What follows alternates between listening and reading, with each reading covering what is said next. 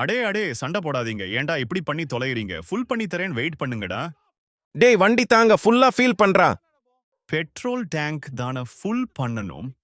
Petrol டேங்க்கும் வண்டியோட டேங்க்கும். வண்டி டேங்கா? எனக்குன்னே வருவீங்களா?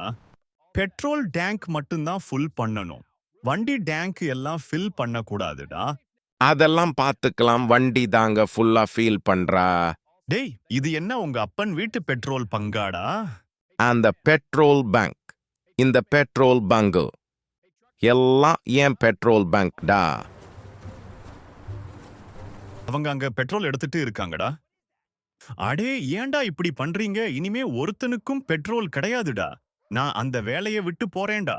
எல்லாம் எந்த டேங்க் எடுத்து கொக்கா. இவன் வேற